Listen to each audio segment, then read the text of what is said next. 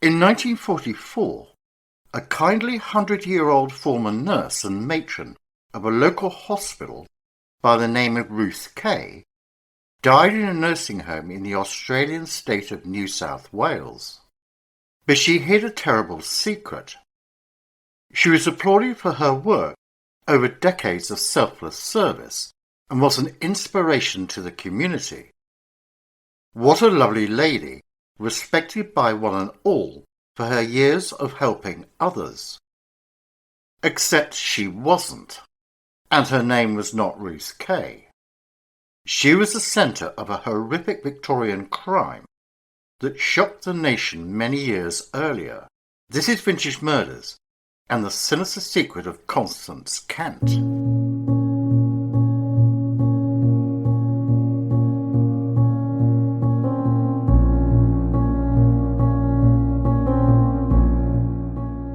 She grew up in a typically repressive Victorian family who resided in a fine home called Road Hill House in a village on the Wiltshire-Somerset border in the west of England. She was the ninth of 10 children, 5 of whom had died in infancy. Her father was Samuel Kent, previously a rug manufacturer and later an inspector of factories for the western and southern counties of England, and his first wife Mary, the daughter of a prosperous coachmaker. Samuel was said to be a pompous, ostentatious man who was not particularly well liked by his neighbours. At home, he was a tyrant. He spent his salary lavishly on entertainment, clothes and horses, and left his wife with little to run the household and care for her children. She was burdened with a weak constitution and became more frail with each of her 10 pregnancies. And by the time Constance was born in 1844, was considered to be mentally disturbed and unable to care properly for the infant. After the birth of another son, William, the following year, Samuel hired a well-educated young governess by the name of Mary Pratt for the care of the children. Around this time he moved into another bedroom in the house, leaving his wife to live in the seclusion of her own room. The day-to-day running of the house was taken over by Miss Pratt. When the older Kent children went away to boarding school, it was general knowledge among the locals in the village of Road that Mary Pratt had become mistress of the house in every respect, and that she and Samuel Kent, a well-known adulterer, had become long-term lovers. Mary Kent died in 1852, and, after the customary year of mourning, Samuel married Mary Pratt. Constance, then 9, served with her older sisters as a bridesmaid at the ceremony, which was apparently her last moment in the spotlight. The couple immediately started a new family, on which they lavished their attention. This led to some jealousy among the older children of the favouritism shown to their youngest half-siblings, and Constance was resentful of her stepmother. By the accounts of the servants and others, Constance was neglected and harshly disciplined, although it was also acknowledged by friends that she was a difficult and willful child. In the summer of 1856, after some particularly harsh treatment by her stepmother, Constance convinced her brother William to run away to sea with her. The pair made it to Bath before they were apprehended by the police in the Greyhound Hotel and returned home. They were both beaten, and Constance was locked in the cellar for 2 days. By 1860, Mary Pratt had given birth to 3 more children, 5-year-old Amelia, 3.5-year-old Frances, and a baby daughter, Evelyn. A nurse called Elizabeth Goff was hired to care for the smaller children. Sometime during the night of the 29th and 30th of June 1860, events turned sinister when Frances Kent, who was 3 years old at the time, disappeared from Road Hill House. Sometime after midnight, the family dog barked. It wasn't until morning that the cause was discovered. When Elizabeth Goff, the nursemaid, awoke to check on the 3 youngest Kent children, she realised Frances was missing. The second Mrs. Kent was heavily pregnant with her 4th child, and the family was rocked by tragedy. His father immediately took off for the nearest town of Trowbridge to alert the police. In his absence, nearby villagers began searching the grounds. Francis was nowhere to be found, and his father Samuel promised a reward for anyone who could find the boy. Local men called in to help with the search found blood in the servants' outside toilet on the property's grounds. It was here that Francis's body was discovered.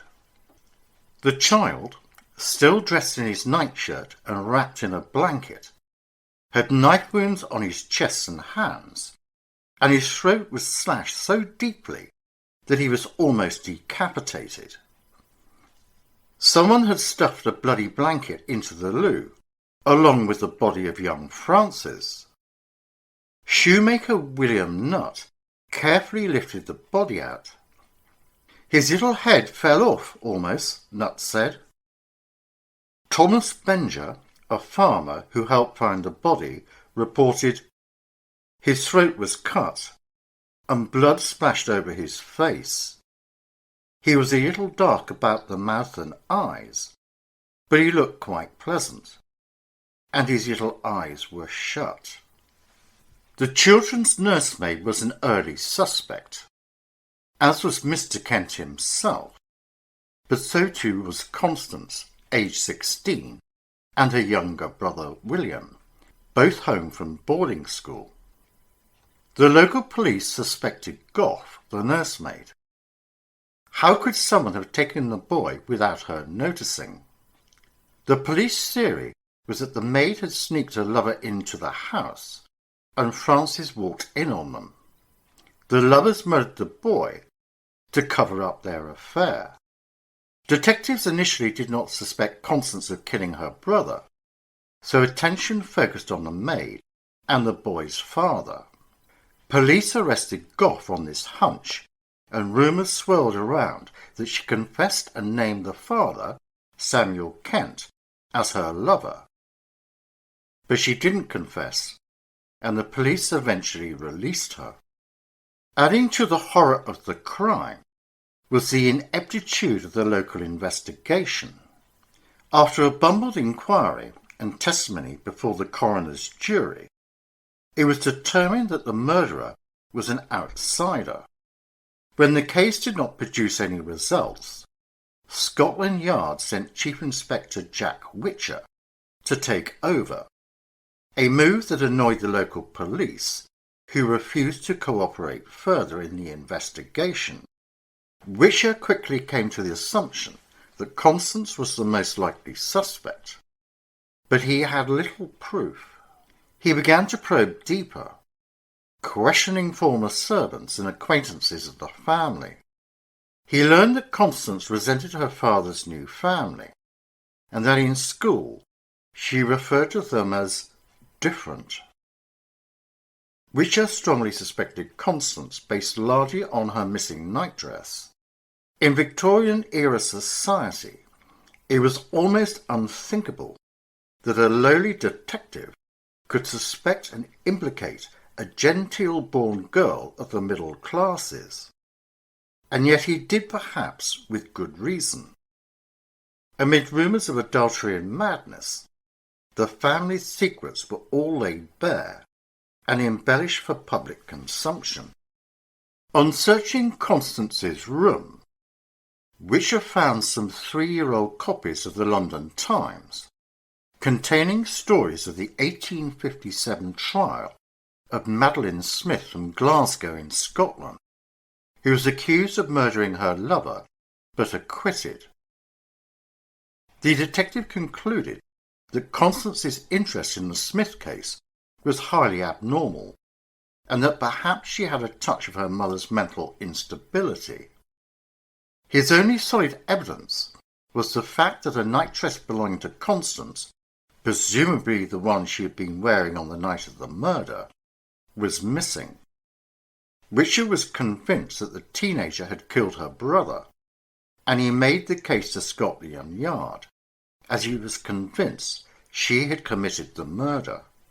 Constance and her brother, William, were home on their school holidays, and she had a very close relationship with him, who, some suspected, was involved in the murder of Francis. There was one puzzling fact. There was no blood in the outhouse, and there was bruising around his mouth. During the early part of the investigation, a heavily bloody stained nightdress was found lodged in a chimney in the house. A local police sergeant ordered that this should be watched, in the hope that the murderer would return to destroy the evidence. The plan went wrong when the two constables ordered to watch over the scene were locked in the kitchen. Before they were released, the nightdress had vanished. On July the 20th, 1860, 16-year-old Constance was arrested and charged with the murder, causing a flurry of protest from the locals. Knowing his case was shaky, Richard hoped that the teenager would break down under close interrogation and confess, but he was wrong. She was unusually strong and appeared to possess a very strong mind, Richard said. She also slept alone and had hidden things in the outhouse in the past.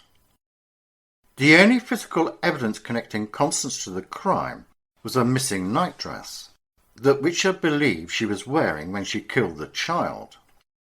He interrogated the 16-year-old for a week, but she refused to break. The major lead in the case was one of Constance's nightdresses being missing, and she explained it away as being lost in the wash. She took her second nightdress from the drawer to wear and put the third into the laundry basket. The third had been seen in a basket by the maid prior to her departure on an errand for Constance. While the maid was away, Constance had the opportunity to return the still-clean nightdress to her drawer. The basket then went off to the laundry, with the maid unaware that the garment had been removed, so the alibi was complete. After a week's imprisonment, Constance emerged calm and resolute, telling the magistrates at her hearing, yet again, that she had been in her room the night of the murder and knew nothing about it. In the end, the judgment of the original coroner's jury, death by person or persons unknown, was allowed to stand. Constance was released due to insufficient evidence on £200 bail in order to guarantee her reappearance should she be called upon in the future.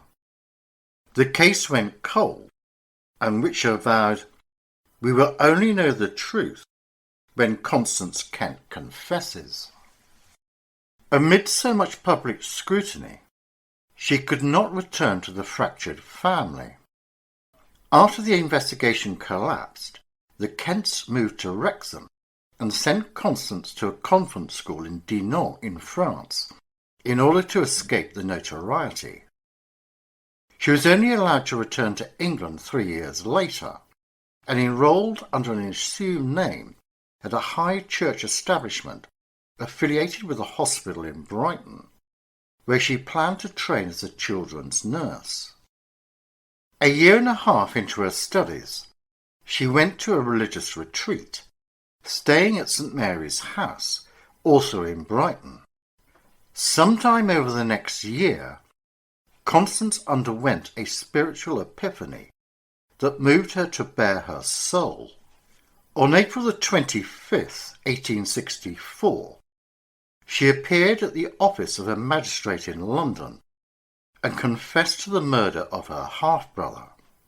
She had told the parish priest that on the night in question she took the child from his bed and into the outhouse, which she illuminated with a candle she had hidden there earlier.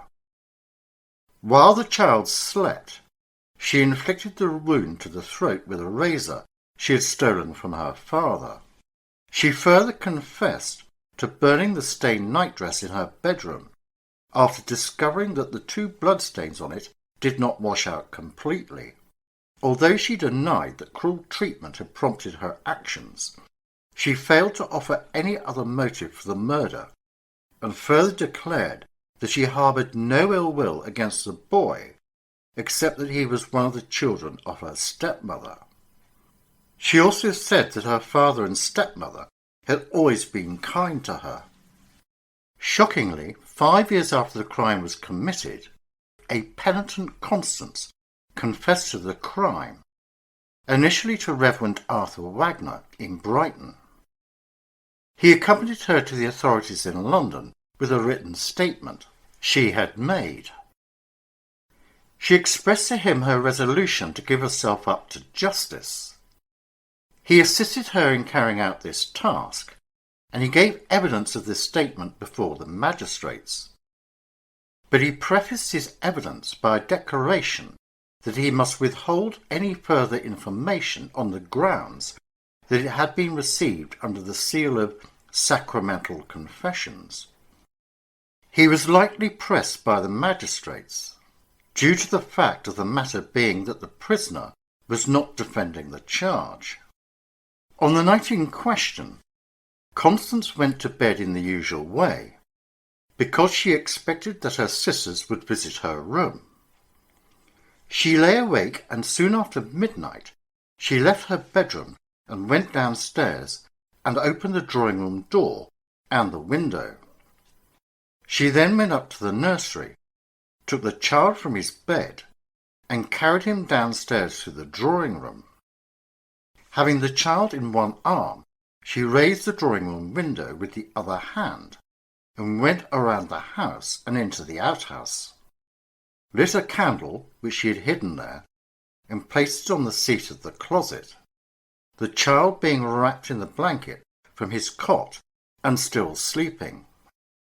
And while he was in this position, she inflicted the wound to the throat with a razor of her father's, which she had procured a few days previously. She says that she thought the blood would never come, and that the child was not killed, and she thrust the razor into his left side. She then returned to her bedroom, examined her nightdress, and found only 2 spots of blood on it. These she washed out in the basin and threw out the water, which was discoloured. She took another of her nightdresses and got into bed. In the morning, her nightdress had become dry, where it had been washed, and she folded it up and put it into the drawer. The murder was not a spontaneous act, it seems, but one of revenge against the second Mrs. Kent for her treatment of Constance's mother, and it was even suggested that Constance had, at certain times, been mentally unbalanced. She had pleaded guilty, but refused to answer questions. On July the 21st at the trial, the entire court case took less than 30 minutes, and the judge swiftly sentenced her to death by hanging. Constance was considered the most famous, or infamous, woman in England. Even so, Queen Victoria commuted the sentence, although little in the historical record indicates why. Kent would then spend the next 20 years in prison, until she was released in 1885, at the age of 41. There was much speculation at the time that her confession was false. Many supposed that her father was having an affair with Elizabeth Gough, and murdered the child in a fit of rage when he had walked in on them. The theory fitted a pattern with the senior Kent, who had romanced the family nanny, Mary Pratt, while his first wife, Constance's mother, was dying, and subsequently married Pratt, who was Frances's mother. Many were suspicious of the senior Kent from the start. If Constance's confession was indeed false, and merely an act to shield another person, it was for the benefit of not her father, but her brother William, with whom she shared a very close sibling relationship, which was further deepened by her father turning his paternal attentions away from the children of his first marriage to the children he had with his second wife. William was indeed suspected during the investigations, but was never charged, and that if William was not the culprit solely responsible for Frances's death, he was at least an accomplice. Constance never recanted her confession, and also kept her silence about the motive for the murder. In all of her statements, she emphasized and insisted that she bore no hatred nor jealousy towards her half-brother. On release from prison, now in her early 40s, she left England and emigrated to Australia early in 1886. She arrived in Sydney on the ship Carisbrooke Castle on the 27th of February, just 6 months after her release, and joined her brother William in Tasmania, where he worked as a government advisor on fisheries. She reinvented herself as Ruth Emily Kay and disappeared into obscurity. Occasionally the British press wondered what had happened to the infamous murderess, concluding that she had probably emigrated and died overseas. She trained as a nurse in Melbourne before being appointed sister in charge of a hospital in Sydney. From 1898 to 1909, she worked tirelessly and was then made matron of the Pearce Memorial Nurses' Home in East Maitland, working there until she retired in 1932. She died on the 10th of April 1944, aged 100, in a private hospital in the Sydney suburb of Strathfield. It was many years after her death that the shocking true story of Ruth Emily Kay's past was revealed. No one could have known that the murderess was then holding the very respectable position of matron. It was not until the 1970s that the truth of her identity was widely discovered. Shortly before her death, she had asked her niece, Olive Bailey, to visit her in Strathfield, who at the time was not aware that they were related, and revealed the truth about her identity during this visit in the few weeks before she died. During one of these, she told Olive who she was and the story of Constance Kent and the road murder. Olive did not know the facts until long after her mother had died. It was probably during these visits that Constance revealed the terrible secret. Of course, we do not know exactly what she told Olive, but did she tell her the facts of the case as we know of them now? That the child was murdered, that she confessed in 1865 and was in prison for 20 years? Did she confess to Olive that she was guilty, or that some other party was involved? She took the final truth to the grave. Many harboured doubts about Constance Kent's confession. Why did she commit the brutal crime? And why confess 5 years later? Was she covering up for the true murderer? She went down in history as a cold, calculating teen killer. But the truth of what happened in Road Hill House the night Frances Kent died may remain a mystery forever.